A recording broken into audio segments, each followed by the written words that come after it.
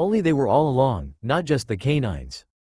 Even his tongue changed, becoming much longer and round, till it looked almost like a slimy rat tail.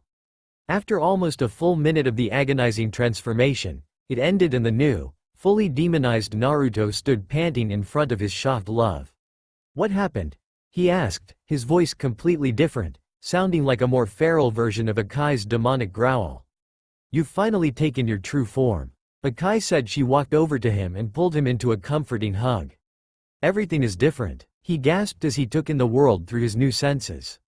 His eyesight had changed dramatically, he could now see a much wider range, and everything was in much sharper focus, even things that he wouldn't have been able to see previously, like the individual leaves on a tree that was more than 100 meters away. They also seemed to be drawn to movement, as he suddenly focused sharply on a deer as it leapt out of the tree line into the clearing their camp was set up next to. His senses of smell and hearing were both also greatly improved, and also seemed to focus on particular sensations, as he smelt the deer and heard its heart beating. One thought was heard in the new demon's head as he took in his environment. "I'm a predator," he declared. "That's right, you're a demon now. That means that you are the top of the food chain, and your senses and instincts are programmed as such. But you must learn to control those instincts. If you do not, you will become no better than the mindless beasts of the lowest levels." Naruto nodded his head, fighting the powerful urge to slaughter the innocent animal. Slowly, he turned his head towards his love, but this proved to be a mistake as he was almost overcome with even more powerful urges. One by one his senses locked onto her and he was nearly overcome by it all. Her heavenly, animalistic scent, the glistening sweat that trailed down her gorgeous curves, the strangely enticing sound of her strong, calm heartbeat, he felt for the first time that he was truly noticing her, and it was pushing him over the edge. Noticing that his intense study seemed to be locked onto herself, Akai didn't have to struggle to guess at what was happening. "Fight it, Naruto-kun. You aren't an animal, you're better than this," she declared, but even the movement of her lips and the glimpses of her sweet tongue were too much and the new demon let out a mighty roar before stalking towards what his instincts were loudly declaring, his mate. Now being that she was far more experienced and composed than the young man approaching her, she could have overcome their power discrepancy and restrained him, but for the life of her, she couldn't find the will. She wanted this just as badly as he did, and she was sick of fighting her instincts when it came to the man that had wholly claimed her heart. So instead of continuing the charade of disinterest, she reverted to her own demonic form, letting out a howl of reply as her teeth, nails and ears became beastly and she sprouted 4 wildly swinging tails, shredding her robe in the process. His mouth hung open as his heightened senses took in all that was Akai, easily the single most beautiful creature the world had ever known, her perfect, pert S, her tiny rose-colored S, her tight, flat stomach, her flashback pause. "Okay, I don't think we need to hear any more about that part of the story," Tsunade declared, ignoring the disappointed groans from the 3 other women in the room. "Ah, right, sorry Ka-san. Okay, so it was about a week later that we got control." "A week?" Tsunade yelled, sparing only a glance to her apprentice, who had fainted with a perverted grin and nosebleed. "What can I say, demons do it right," Akai declared proudly, getting a shake of the head from Tsunade. "Anyway, so what happened next?" the Hokage asked, not comfortable with the inappropriate thoughts this conversation was digging up about her son. "Well, like I said, it was about a week later." Flashback continue. Having finally regained control of their urges, they decided that they needed to spend time exploring and mastering any new abilities that the transformation may have given the blonde. They had discovered that in his full demon form, as they had labeled it, it was as if his entire body was composed purely of blood. This meant that he could manipulate his entire body, not just the blood that covered it, as he was limited previously. The implications of this trait were not lost on either of them, and they spent almost an entire day exploring everything that this meant for the new demon. They had started with simple things, like extending his fingers, then arms, but had quickly moved right up to completely reshaping his body. He found that he could essentially transform into anything. Now this may not sound too impressive considering one of the most basic ninjutsu is the henge technique, but unlike the henge, which is just an illusion, Naruto could physically change into anything. This meant that he could transform into a bird, and actually be able to fly, or into a fish and actually be able to breathe underwater, Granted, it would be a red fish of roughly his dimensions with weird eyes, but still. They also found that he had near-perfect regenerative ability, since as long as it was still attached to his body, he could merely reshape the damaged part without the damage, and on the off chance that something was actually severed from his body, if he re-established physical contact with it, he could absorb it back into his body and reform whatever was removed. Whilst Naruto had taken this knowledge to presume that he was immortal, Akai had quickly reminded him that they had not tried removing his head, and it was possible that doing so would likely kill even him. He had replied by absorbing his head into his body and dancing around like a headless idiot, inwardly shouting about how he was immortal. After she had regained his attention by whacking him where his head used to be, he calmed down and she explained that, whilst demons may be very hard to kill, they are not immortal, so he should not become careless. He promised to do so and retracted his head again, into what he had jokingly labeled his defensive mode. It was a few days later when the demonic couple had decided to move on. Deciding that it was best to travel in their human forms, they each transformed, but as the blood skin pulled away from Naruto's head, they were surprised to find that he did not revert back to his previous size, but instead only shrank slightly to a 6-foot-tall muscular man, not quite as large as the 6'5" demon form, but considerably taller than his pre-demon self. Shrugging it off as a good thing, they decided why didn't really matter, and set off on their way. A short time later, they found themselves in a small village, sitting in a restaurant eating a quiet meal, when they overheard an interesting conversation. "Did you hear that the last Uchiha has left Konoha?" a random civilian asked the man next to him, instantly gaining the attention of the demon couple that were sitting nearby. It's not really surprising after what that crazy bitch of a Hokage did to him. I heard that she had his bloodline and chakras sealed, so that he couldn't be a ninja anymore, then she had him locked up. Can you imagine doing that to the last Uchiha, and just cause he tried to save them from some demon that had been attacking the villagers? I tell you, this is why they should never have let a woman into a position with that much power, they're too easily swayed. The second man declared with a disgusted shake of his head. Flashback pause. He said what? Tsunade yelled as she stood, slamming her fist into her desk and almost splitting it in half. Easy, Ka-san, I handled the situation, Naruto declared with a sadistic smirk. Flashback continue. Naturally, after the comments about his mother, Akai was forced to physically restrain her blonde lover from literally ripping the stupid man apart, but after his East statement, her grip somehow slipped and the full fury of the new demon was unloaded on the fat little man. After a few minutes, when there was little more than a red smudge where the man once sat, Akai decided that he had had enough. Grabbing her man by his blood-coated arm, she pulled him over to where the man's companion sat, quivering in a puddle of his excrement and his friend's entrails. Now, if you would be so kind as to tell me where the little Uchiha traitor went, I would appreciate that greatly. Akai purred, causing the shocked man to stare at her intently, the faintest hint of lust apparent in his disgusted gaze, but it was more than enough. Before he knew what had happened, his body was covered up to the neck in what appeared to be a giant fist made of blood that jerked him into the air, slamming him into the ceiling before beginning to constrict, cutting off his air and cracking several bones. Naru-kun, you can't kill him yet, we need to know where the Uchiha went so we can pay him a visit. The demoness cooed as she put a calming hand on her demonic love. Naruto looked back at her, his human form's blue eyes gazing intently into her blood-red ones.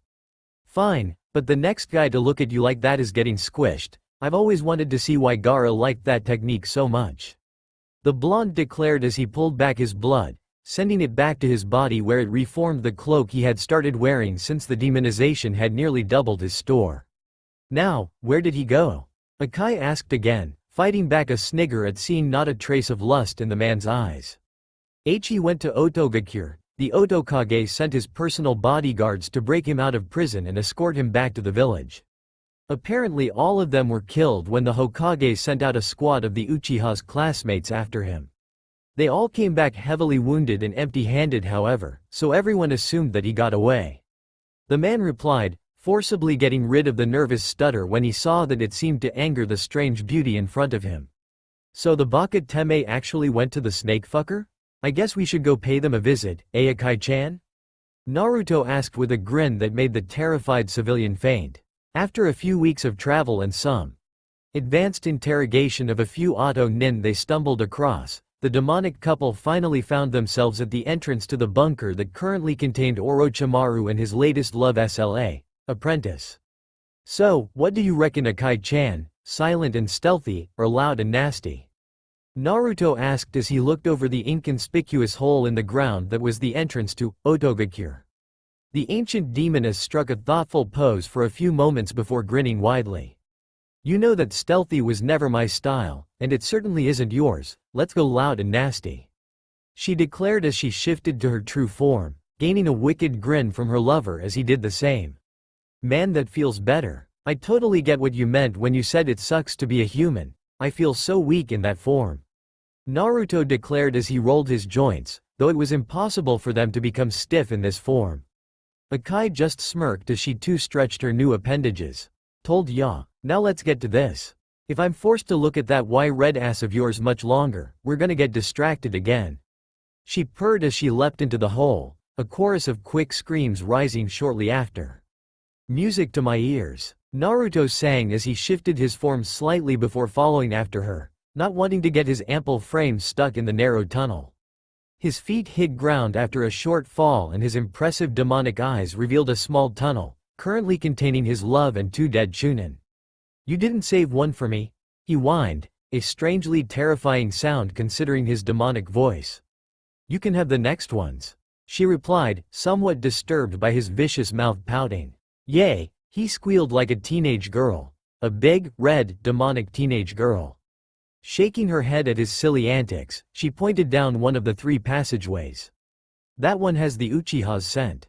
Naruto's foolish childlike persona was instantly replaced with that of a seasoned warrior as he stopped jumping and gave her a serious nod, before starting down the tunnel. After a few minutes and a few more pathetic guards, they found a large steel door which the Uchiha's scent disappeared behind.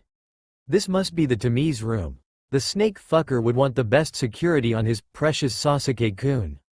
Kami, the similarities between him and the Konoha Council are disgusting. Naruto muttered as 2, 3-foot-long blades sprouted from each of his forearms, the sharp edge running from past his elbow to a foot past his fingertips, where they ended in a vicious serrated curve. Without delay, he slammed his fists into the top of the door, the 4 blades penetrating the thick steel like water. He then dragged his hands downwards, till they met the floor, leaving the heavy door sitting in 5 strips, the middle ones falling limply forward as their support was severed. Well, that was unnecessarily flashy, Akai said flatly as the heavy doors fell with a loud crash. You know me, I like to make an entrance. Naruto replied with a grin as he stepped through the hole. As soon as he passed through the doorway, the sound of 1,000 birds chirping erupted in the demon's ears and he felt a burning sensation in his abdomen. Looking down, Naruto found the, now, relatively small form of his former teammate, the Uchiha's hand up to the elbow in the red flesh of his body. Well, hello to you two, Teme. Naruto growled, not looking bothered by the limb embedded in his torso. What the hell are you? Sasuke shrieked as he tried to pull his arm back, only to find that the strange red flesh was gripping onto his arm, holding him firmly in place. Now this is a familiar scene. Isn't this what happened the last time you tried that attack on a demon? Of course that was just the weakling Ichibi, but still, you can't help but laugh at the symmetry, hey Teme? Naruto laughed, his demonic voice sending chills down the spine of the terrified Avenger. How do you know about that? Sasuke asked, managing to keep the fear out of his voice by replacing it with arrogant indifference. You don't recognize me? Teme, I'm hurt, and after all that time we spent together. That mission to Wave, where I saved your ass. The Forest of Death, where I saved your ass. The Auto Invasion, where I saved your ass. How about when you tried to kill me before our team meeting a year ago? You really don't remember me, Sasuke Teme? Naruto growled, his killer intent flooding the room and making the young traitor fall to his knees. Naruto? That's right, now what's this I hear about you turning traitor? Naruto asked, his killer intent increasing even more, forcing the Uchiha to struggle for his breaths. Why you can't kill me? The Sea Council will never let YUC come be back. Sasuke threatened, though the effect was largely reduced by the fact that he was gasping for every breath and stuttering in terror. You know what? You're right, the demon declared, reining in his killing intent, getting 2 relieved sighs. Naruto paused, too? He thought as he looked around, searching for the source of the other noise. When he found it, his killer intent flared even more than before, though this time it was focused solely on the Uchiha. The horror of the experience completely overwhelming anything he had felt from Orochimaru or even his brother. In the corner of the room, chained to the wall and completely naked, was the broken form of a teenage girl. She didn't look much older than 15, but it was hard to tell since her body was littered with cuts and large bruises. From her disheveled and malnourished state, it was easy to tell that she had been there for some time, a few weeks at least. Her hair, which was a paler red than Akai's, was matted and even looked to be burned in some places. In short, the poor girl looked like she had been through hell and back in a cage full of wild beasts, and the one responsible was trembling in front of him, totally defenseless. It would be so easy. Just a simple flick of his wrist and this monster in human flesh would be wiped from the earth. But that wouldn't be justice. There was no justice here. Regardless of what happened to the Uchiha, nothing would repair or compensate the damage that the sick little fuck had done to that poor girl, and Naruto knew it. It was that thought alone that saved Sasuke's life that day, but it didn't save his arm. Without hesitation, Naruto constricted the flesh around the raven-haired traitor's arm, grinding it into complete nothingness, leaving not even a fragment intact as he pulled the 3-inch stump that used to be his right arm away from the furious demon. It took several moments for the truth to set in before he began to scream, his shocked mind overloaded briefly before acknowledging that he was in tremendous pain. Naruto grabbed the shrieking Uchiha by his collar and raised him to eye level, staring silently into the teary, pain-filled eyes of the Avenger before he threw him through the hole in the door and into the wall across the corridor, fracturing his spine but somehow leaving him conscious. Akai, who had been waiting in the hallway and had only narrowly avoided being hit by the flying traitor, poked her head through the door to see what had upset her man so much.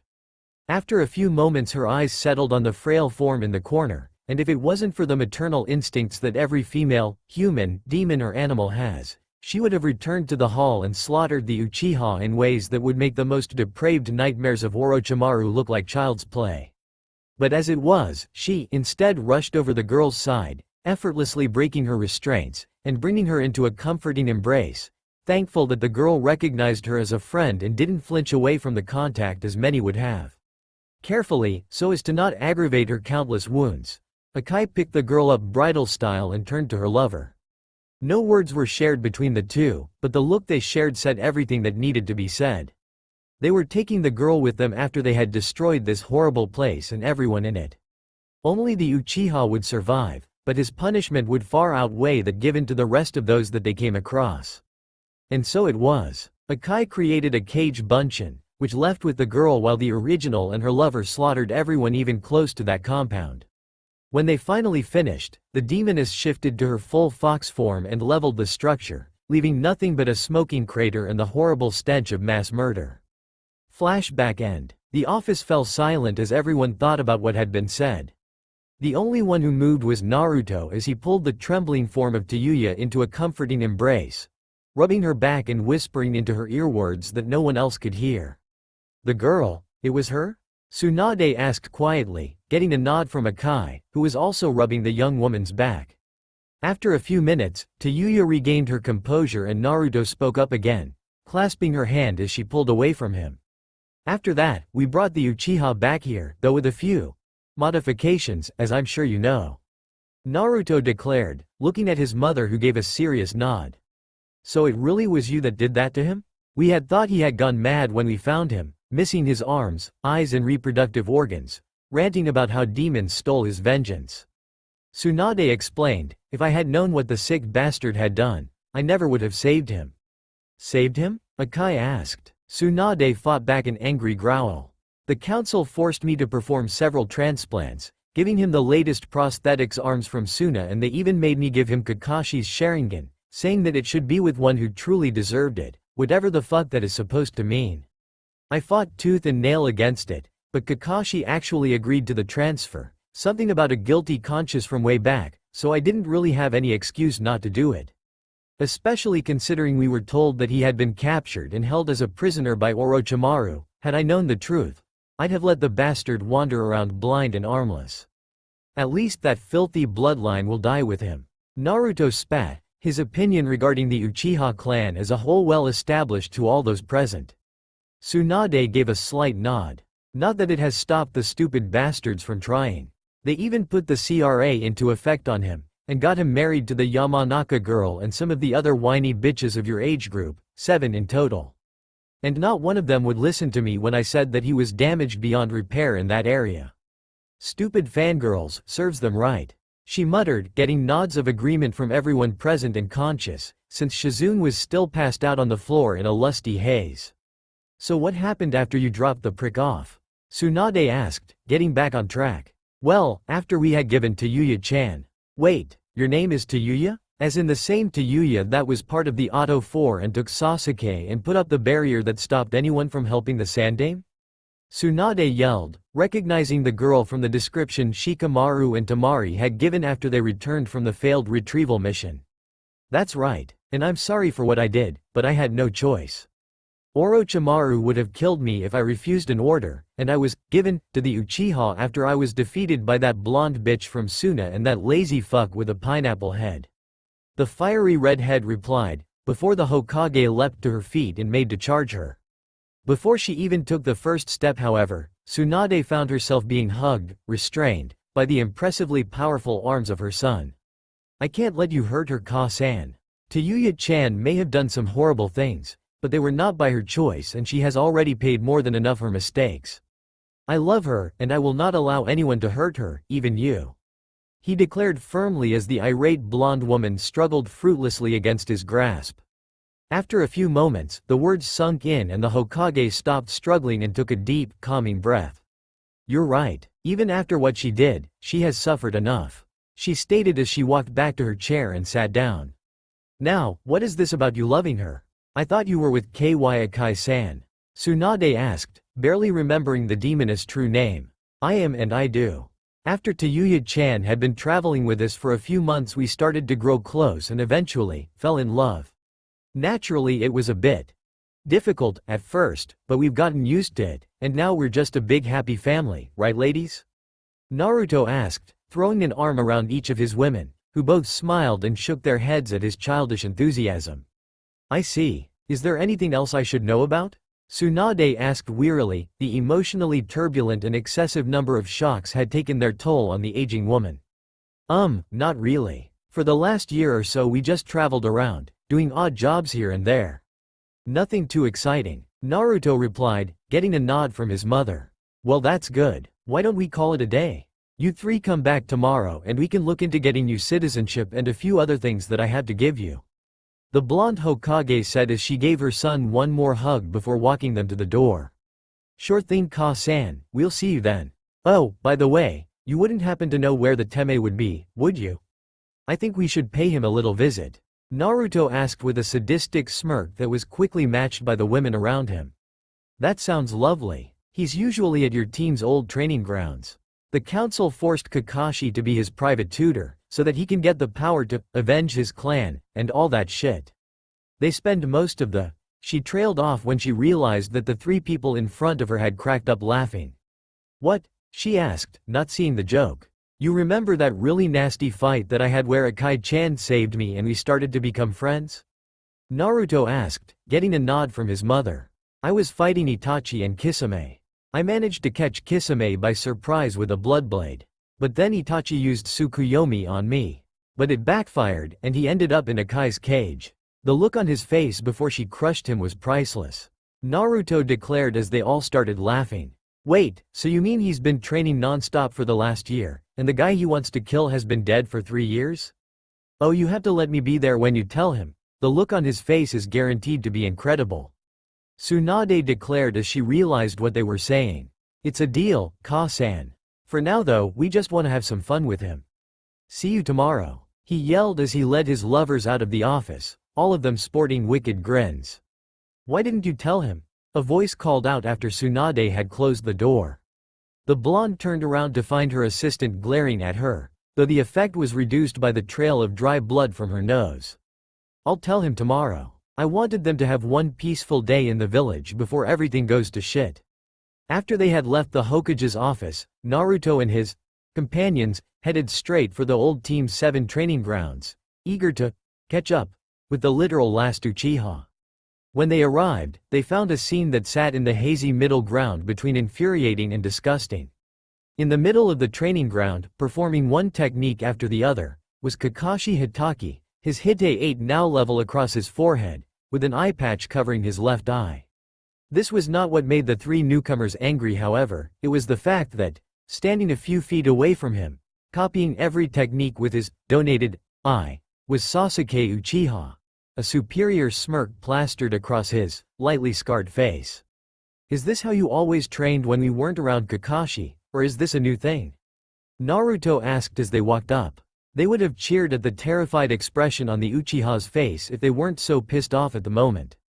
Naruto?" the silver-haired Junin muttered, his remaining eye widening at the drastic change that had overcome his student. "Hey Kakashi, I'd ask how you've been, but judging from the look of things I can take a guess." Naruto sneered, not even glancing at the seething Uchiha. "Naruto, what the hell happened to you?" Kakashi asked, still unable to comprehend that this was his student. "Let's just say a lot and leave it at that. What happened to you? I mean, you were always a bit of an Uchiha brown-noser, but giving him your eye, and then allowing yourself to be involved in this repulsive training, I never thought you would sink this low." Kakashi wanted to defend himself but knew that he couldn't. The fact of the matter was that Naruto was absolutely correct, he had fallen, and he had fallen a long way. "I know," he muttered wearily, looking away from the blonde, unable to hold his gaze any longer. "Then stop. You may not be able to take back all the things you gave the arrogant sack of shit, but you can stop giving him more." Tayuya yelled, frustrated by the legendary shinobi's pitiable behavior. "Don't you dare talk about Sasuke-kun like that," screeched a voice from nearby. Turning towards the source, Naruto couldn't help but sigh at the appearance of Ino and several other women, presumable Sasuke's other wives, who were all sporting outraged expressions and stalking towards them in what was probably supposed to be a threatening manner. Of course, none of them were even slightly intimidated by the crowd of hysterical fangirls. "What the fuck do you whores want?" Tayuya yelled, causing Naruto to sigh again, since he knew what was coming. "What did you call us?" the blonde banshee shrieked, causing Naruto and Akai to wince and rub their sensitive ears. "For the love of all things holy, would you shut the fuck up?" Naruto roared, subconsciously releasing a tiny amount of his demonic aura, though it was more than enough to send the kunoichi to their knees, gasping for breath. "You got to be kidding me." The blonde demon murmured as he realized what had happened, before reining in the pressure and getting relieved gasps from the pathetic women. "See, this is why I hate fangirls. They are obviously disgustingly weak, and yet they are giving the same label as real kunoichi like us." Tayuya spat, getting a smile from Naruto for not swearing in 2 whole sentences. "Bitches," she added, making his smile drop and him shake his head lightly. "Who are you calling weak?" Ino yelled as she charged the redhead, only to have her fist caught and used in a simple throw that sent her flying back to the crowd of stunned girls. You wretched gaping cunts. It's useless pieces of shit like you that make it so hard to be taken seriously as a kunoichi. Now get the fuck out of here before I lose my patience and show you what a real ninja can do." The former Auto Nin threatened darkly, terrifying the women, who all looked at Sasuke to defend them. "What are you looking at him for? I'll kick his eunuch ass too if you don't get the fuck out of here." Sasuke looked as though he was going to retaliate to the remark, but one look from Naruto was more than enough to vanquish any objections the target-less Avenger may have had. Ino and the other women left in a huff, obviously upset by their husband's indifference, though it was hardly the first time that such a thing had happened. Rather, it occurred almost daily whenever they met the Hokage or any of the Rookie 12. Who all criticized the women for blindly following the traitor simply because of his name. Once they had left, Naruto put a comforting hand on Tayuya's shoulder, calming down the fiery woman and drawing a chuckle from the Uchiha. "You have something to say, Teme?" Naruto yelled, startling Kakashi, but not Sasuke, whose Uchiha arrogance and pride were overwhelming his sense of self-preservation, again. "I just think it's funny how you're always going after my sloppy seconds, first that idiot Sakura. Now this filthy slew." His vile taunting was cut off as he had a fist rammed into his stomach, dropping him to his knees, where he spat up a considerable amount of blood. Naruto said nothing as he removed his fist, then spun and delivered a brutal heel kick to the downed Uchiha's face, sending him skipping along the ground like a stone on a lake. Sasuke had barely skidded to a halt when he felt and heard the enraged blonde drive his knees into his back, resounding with a sickening crack. Still perched on his former teammate's spine, Naruto pulled the arrogant fool's head up by his hair, till there was another snap, and the blonde could whisper directly into his ear. "Remember this well, Uchiha. I may have spared your life that day, but since then, it belongs to me, and should I or any of my friends ever feel the need, I will not hesitate to take what I let you keep." Naruto then released his head, letting it fall back into the dirt. "Let's have a little reenactment. What do ya think, Teme? You'll remember this, it's what happened the first time you used that disgusting curse mark of yours." Sasuke's eyes widened as he remembered what he had done in the Forest of Death while he was caught up in the power of the curse mark. "Why, you can't," he gasped weakly, finding it difficult to breathe with the large blonde still kneeling on his back. "Oh, but I can. Now, what was it you said?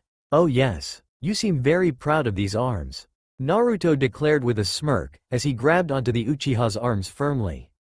"Naruto, stop!" Kakashi yelled, finally snapping out of his stupor. Naruto turned and glared at him. "Funny that you should take the place of the whiny fangirl in this reenactment, Kakashi, since you have become little more than that." He spat as he began to raise Sasuke's arms, easily overcoming the minute resistance he tried to put up. "Naruto, if you don't stop, I'll have to stop you," the Junin yelled, getting into a ready stance. The blonde continued to raise the arms till his prisoner let out a pained scream, before he abruptly let them go, the whole time staring his former sensei in the eyes. Getting up with one final application of pressure into the raven-haired boy's back, Naruto said nothing as he walked over to his loves and walked away, the women following, each offering a glare at the downed teen before they left. After the Uchiha incident, the new arrivals had visited Naruto's favorite restaurant, all of them basking in the pleasant atmosphere that had been largely missing since they returned to Konoha. After quite a few hours in the small ramen stand, they had left for the hotel they would be staying in till they could find somewhere more permanent to stay. The following morning they were making the trek to the Hokage's office, all speculating about what the busty blonde could want to tell them, and coming up with a wide variety of possibilities, from her having secretly married Jiraiya to announcing that he was officially her successor to the Hokage. But after a few minutes they decided that speculation was pointless and just walked in comfortable silence that came with having been together for so long.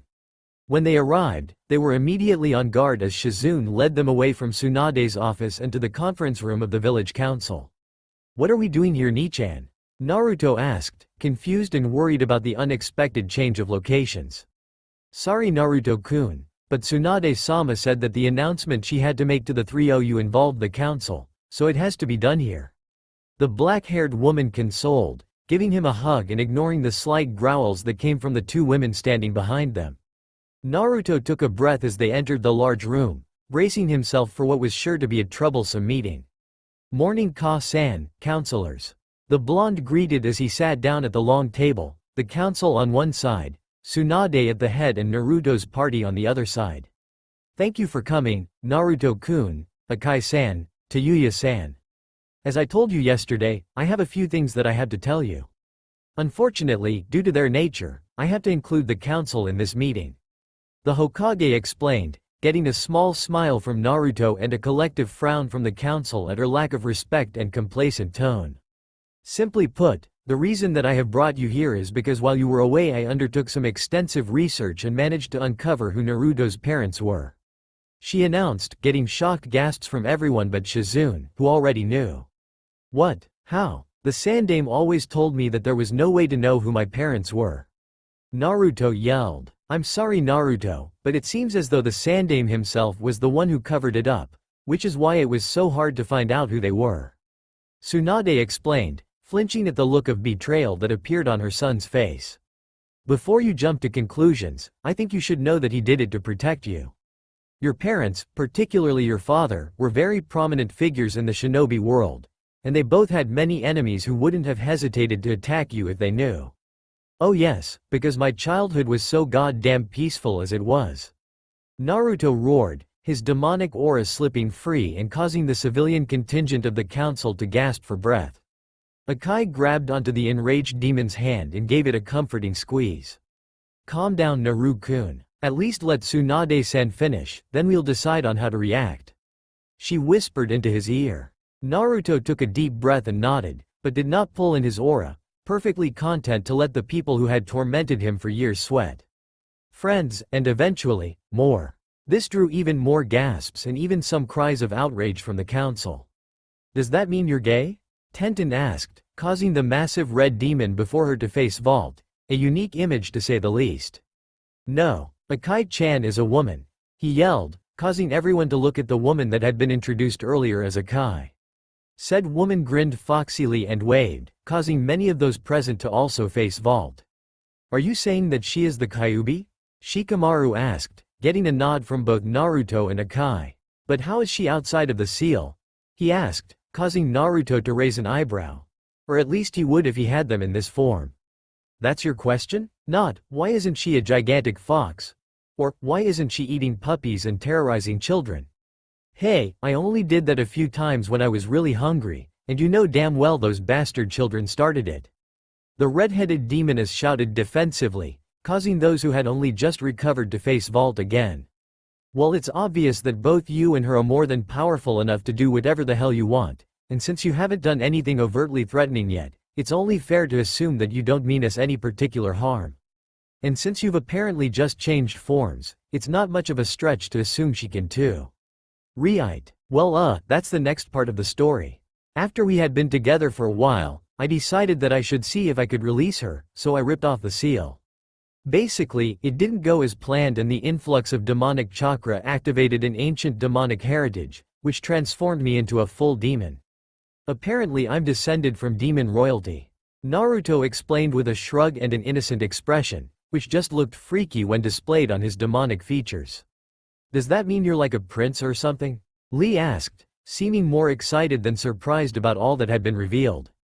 Naruto tilted his head to the side and looked at Akai. I've never really thought about it, Akai-chan? The foxy woman struck a thinking pose for a few moments before shrugging. I guess so. I never thought about it either, but you are descended from the Demon King, so I guess that does technically make you a prince. Look at that, I'm dating a prince. And Ma said I would never amount to anything. I'm glad I ate that preachy bitch. After a few moments of awkward silence where everyone stared at the strange demoness, who was doing what was apparently a victory dance, Tsunade cleared her throat, getting everyone's attention. As much as this little pause has been enlightening, there is still a match going on and some of us have other things planned for today, so if you wouldn't mind continuing, that'd be great.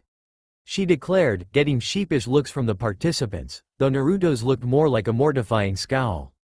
Without further ado, the battle resumed, with Tenten, Shino and Sai sending another combination attack at their foe, though this time it went very differently. As soon as the barrage was launched, Naruto slipped into a crouch, similar to the position a sprinter takes before the start of a race, with both hands on the ground and one leg extended behind him. Once he was into position, more than a dozen whip-like appendages grew from his back, each ending with a 12-inch curved and serrated blade. The new limbs were only stationary for a moment, before they all extended away from his body, moving faster than most could follow. They began to tear apart the incoming attack, deflecting Tenten's projectiles and slaughtering Sai's ink beasts. Shino tried to command his Kikai to attack the connecting parts of the appendages, but the bugs refused to go near them, having quickly learned that the demonic chakra was fatally toxic to their systems. After only a few moments the attack was defeated, as all of Sai's creatures were killed, all of Tenten's weapons were harmlessly batted away and Shino was forced to recall his rebelling colony. So this is the defensive mode he's been working on, eh? Tayuya asked, getting a nod from Akai, who had guessed the same, neither of them having seen this strategy before. Of course, with his healing he could have just let the attacks hit him and he wouldn't have been much worse off. The demoness stated, making Tayuya snort and shake her head. So he's just showing off again.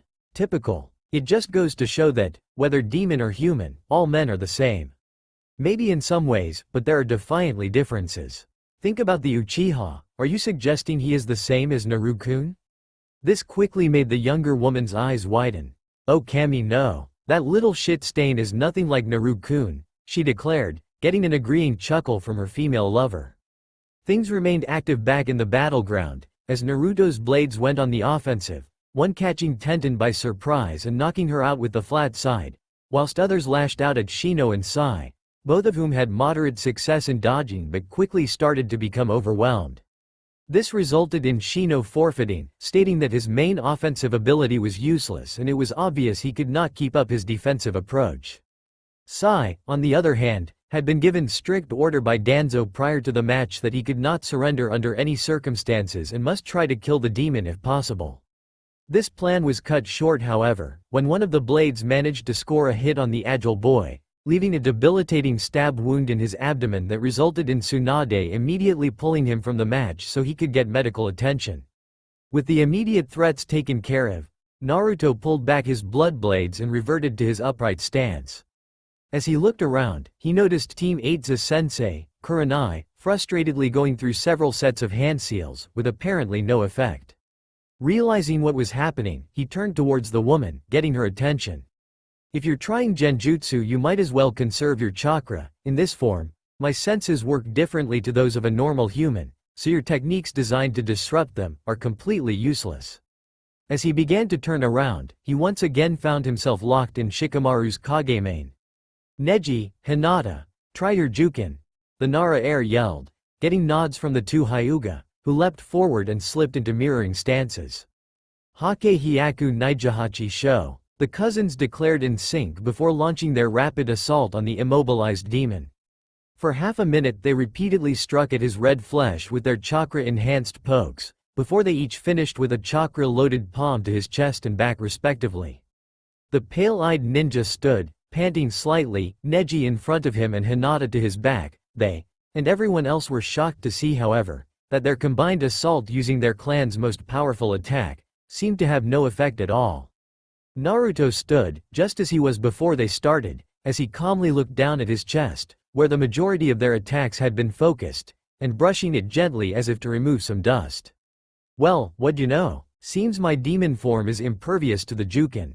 Isn't that interesting? He asked rhetorically, as all the present Hyuga gaped as the complete uselessness of their feared technique. Before either of them could regain their composure, Naruto raised his arms parallel to the ground, extending both considerably and molding the hands into large hammer shapes, before rapidly spinning in a circle, successfully nailing both pale-eyed warriors in the side of the head and instantly knocking them out. He finished his spin and smirked. How do you like my new technique? I call it the Makio Kaiten. He let out a chuckle at his own joke, but it was cut short when he was suddenly rocked by a powerful fist colliding with his cheek. Shaking off his stupor, he was able to make out two green blurs circling him. His grin spread as he realized he would finally be getting a challenge from the two taijutsu masters. Konoha Daisenpu, Guy and Lee announced as they both leapt forward and delivered a powerful spinning kick, with Guy aiming for Naruto's head and Lee going for his thighs.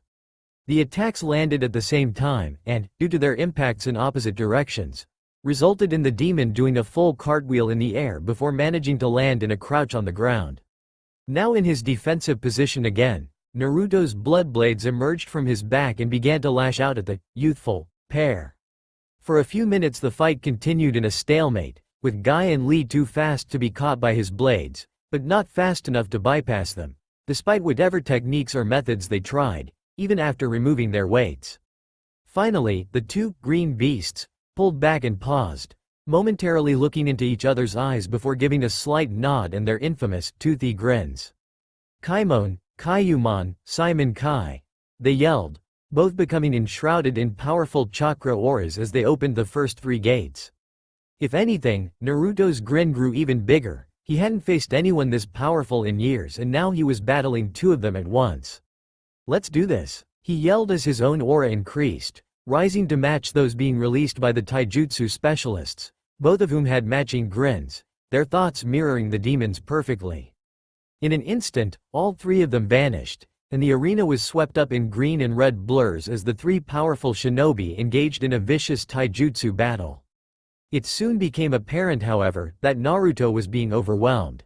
His current speed and power may have been comparable to the two training fanatics, but there was a significant disparity in skill, and even his form-shifting abilities were not enough to make up for the fact that it was 2-on-1. After a full minute of most of the audience being able to see nothing more than three colored blurs, Naruto suddenly reappeared as he went flying into the arena wall, impacting with such force that he didn't stop until he was in the fourth row of seats. Soon after he came to a stop, Guy and Lee also reappeared, both with numerous bruises and cuts marring their bodies and breathing heavily from the strain of the intense battle. Despite this, both had happy grins adorning their faces, obviously enjoying the rare challenge of a foe that could keep up with their released forms. The grins slipped slightly as they looked over to Naruto, only to see him stand up and roll his shoulders and neck before leaping back into the arena.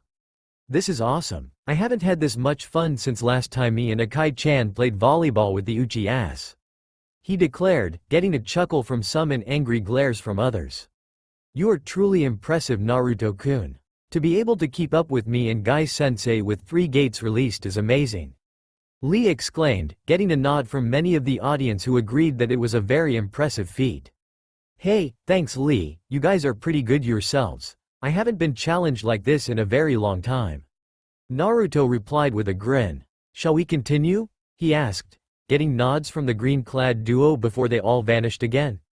As before, all that most of those present could see were green and red blurs and the occasional violent collision that kicked up dust. Unlike last time, however, it was not Naruto that re-emerged first. This time it was Lee, who was found to be laying in a deep crater after a particularly large collision.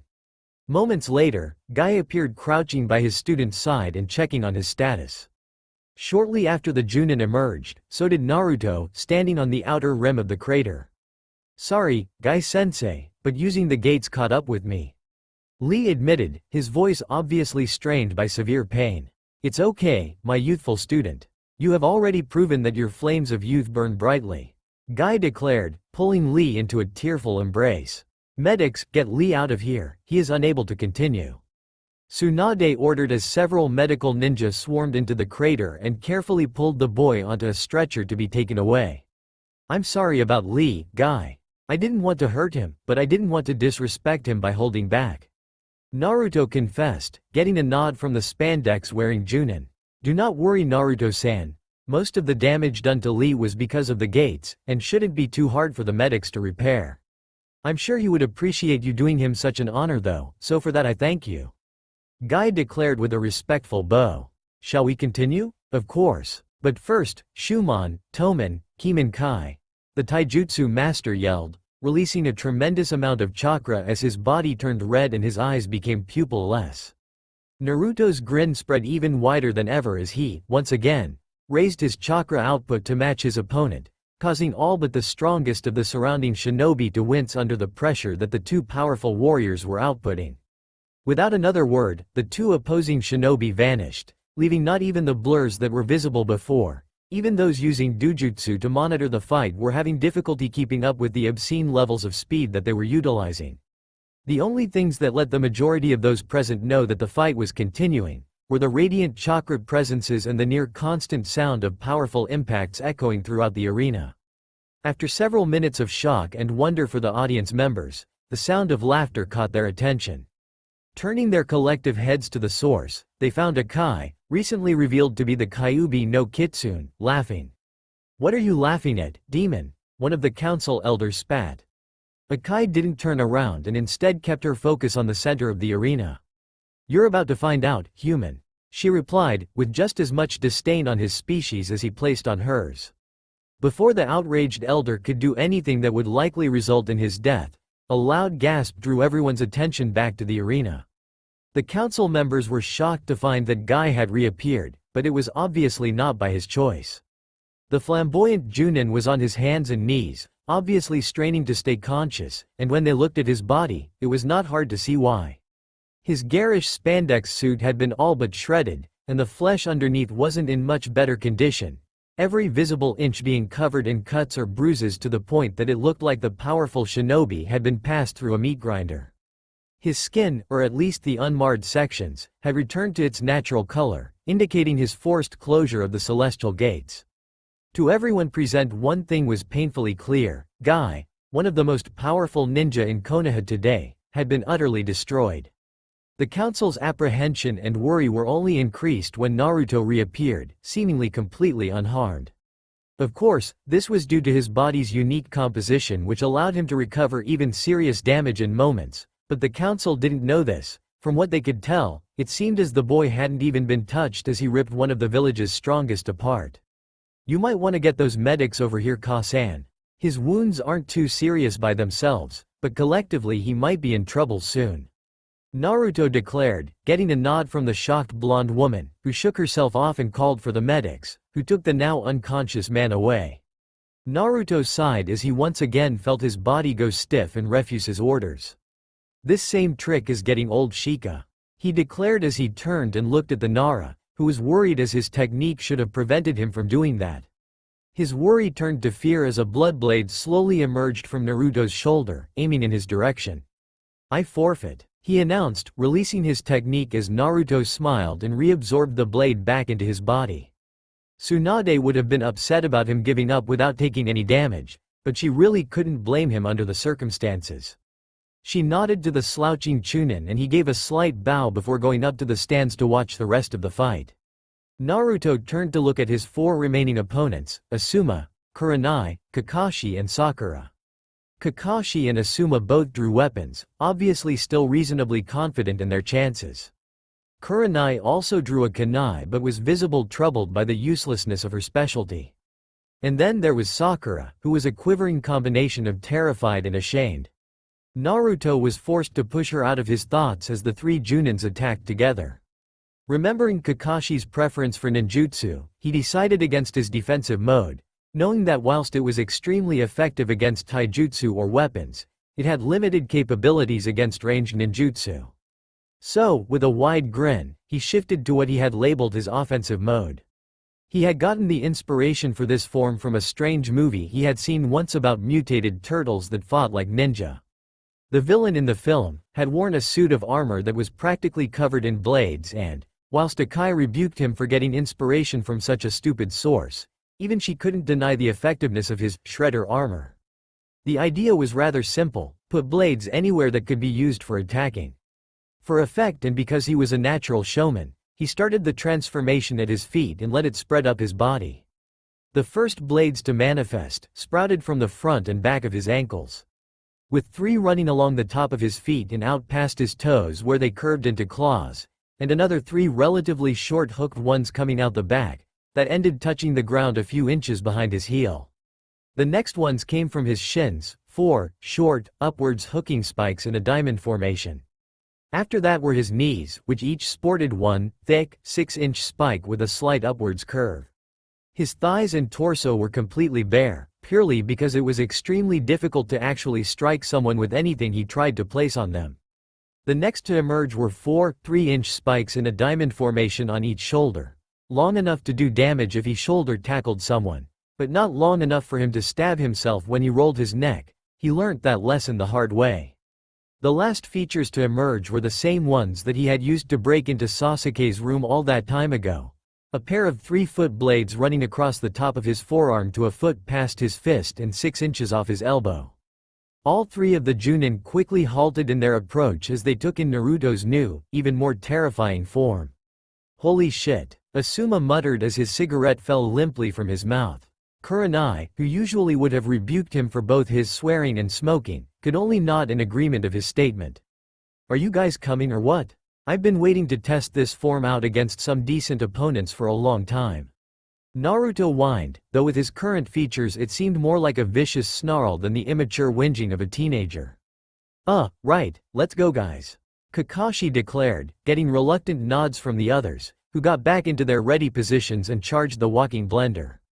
The demon prince blocked the two shinobi's strikes with his arm blades whilst snapping off a kick towards Kurenai, forcing her to leap back.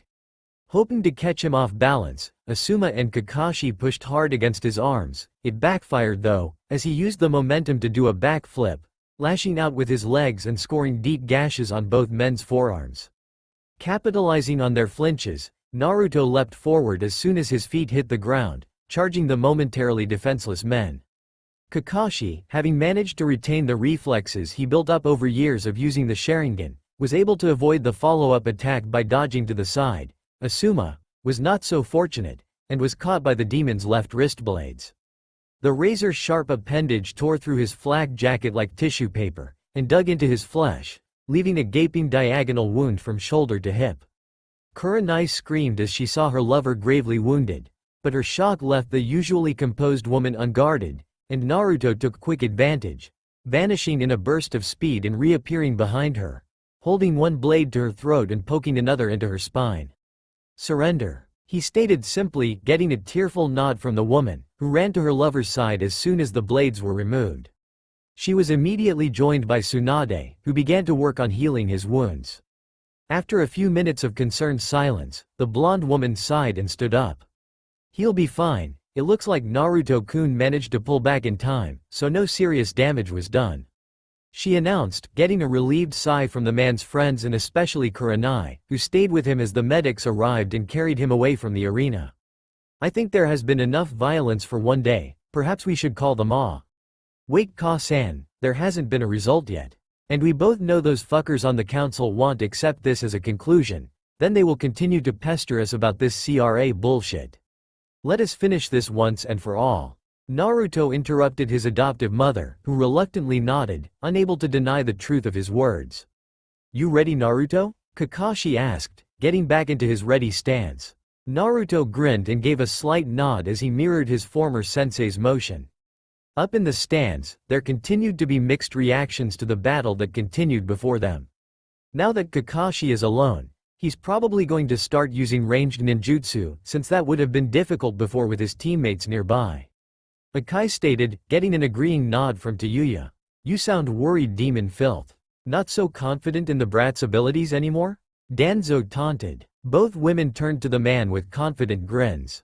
"Not in the least, Flamingo boy. Naruto-kun is still going to destroy the foolish human. It may just take longer than it did with the others." Akai replied confidently before her visage darkened considerably. "You would also do well to remember your manners. I am not yet a citizen of this village and as such, have no responsibility to obey its laws," she threatened, unleashing a torrent of murderous intent at the crippled man, who visibly paled, as did the elders who were sitting next to him. For the last few minutes both competitors had been locked in a stalemate of sorts. Kakashi, having decided that going anywhere near Naruto's blade-covered body would be a very bad idea, started going through his extensive jutsu library and launching every mid to long-range elemental jutsu that he knew at his former student. Naruto, having learned a while ago that his healing did not work as well on fire or lightning-based attacks, was forced to remain completely on the defensive, dodging every attack lest his genius sensei figure out his weakness and capitalize on it. His luck ran out however, as Kakashi used one of his more powerful techniques, Raiden, Ryokan, and managed to land a solid hit on his right leg, sending a powerful electrical current through his body. To everyone's shock, and the council's delight, Naruto's body convulsed lightly as all of his blades retracted against his will and would not return regardless of his commands. Kakashi, being one of the very few true genius ninja, quickly noticed his opponent's weakness and moved to capitalize on it. Forming the three hand seals faster than most people could follow, the silver-haired man formed his only original jutsu. Everyone's eyes widened as they saw the former copy nin's hand become encased in lightning as he charged quickly at the demon prince. Naruto, for the first time since his demonization, became concerned for his health, as he realized that his regenerative abilities would not reactivate in time for him to avoid taking damage from the feared technique that was bearing down on him. Had he been hit by the jutsu any other time, he would have taken mild damage that would have quickly healed, but since he was currently unable to manipulate his body, it would be just like taking the attack in his human form. Stealing his reserve, Naruto focused all his control into reforming one of the blades on his right arm and charged to intercept the incoming Junin. Tsunade, realizing the danger in the situation, tried to intervene, but she was far too late and the two powerful shinobi collided, raising an enormous cloud of dust from the impact. After a few moments of everyone waiting on bated breath, the dust cleared to reveal both men standing in a deadlock. Kakashi with his hand sticking out of a large hole that passed clean through his opponent's shoulder, and Naruto, who had his wrist blade pressed firmly against the Junin's throat, drawing a slight trickle of blood. "Wanna call it a draw?" Kakashi panted between breaths. "Not a chance. Surrender or die," Naruto replied, his voice cold as ice. Kakashi narrowed his eyes. "If I hadn't diverted that attack you would be dead right now, it's a draw," he stated firmly. "I don't think so, Kakashi.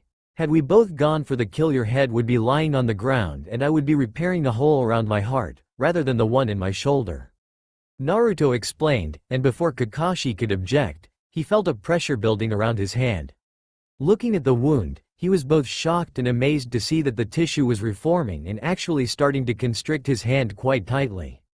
The former Anbu captain was smart enough to know when he was defeated, so he nodded his agreement, letting out a weary sigh as Naruto released the pressure on his wrist, allowing him to pull it out of the rapidly healing wound.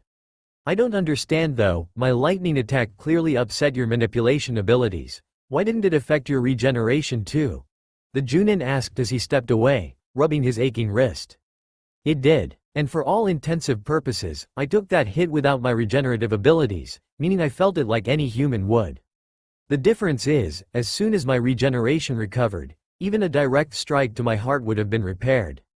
You simply would not have been able to kill me fast enough for it to occur before my manipulation reactivated and healed me. Naruto explained, though he spoke in a low voice, not wanting such potentially damaging information to be known by those he couldn't trust, and his choosing not to take his chance to kill him proved that Kakashi was worthy of such trust.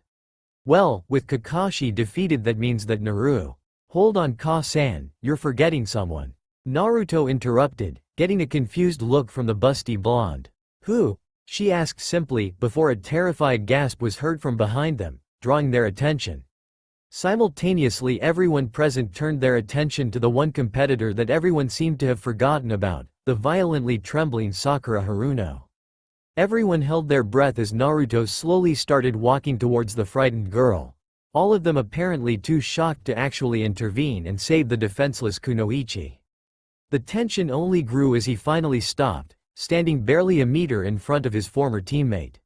Sakura tightly squeezed her eyes shut as he raised his clawed hand, knowing that she could do nothing to stop him and accepting her fate. She flinched violently when she felt his hand come into contact with her shoulder, but her fear turned to confusion as she felt no pain. Opening her eyes, she found herself staring into the sapphire blue orbs of the man that she betrayed, but rather than the rage or hurt that she expected to see, she saw only happiness and compassion. Naruto? She stuttered confusedly. Relax, Sakura, I am not going to hurt you. It is obvious that you have taken my advice and become a true Kunoichi. I am proud of you, he declared before pulling her into a comforting embrace. Feeling his warmth and hearing the words she longed to hear for so long, the pink-haired girl broke down and began to cry, weeping openly into his muscular chest. Naruto-kun? Tsunade asked, having overcome her stupor at the sound of her son's voice. Aren't you mad? For a long time I was. But eventually, I realized that it wasn't helping anyone, so I let it go. Besides, she was just going along with what the Teme told her to do, and she has obviously rectified that situation and grew into a fine Kunoichi, just like I always knew she could be. No, I'm not mad. I'm just happy to see that she is finally reaching the potential that I always saw in her.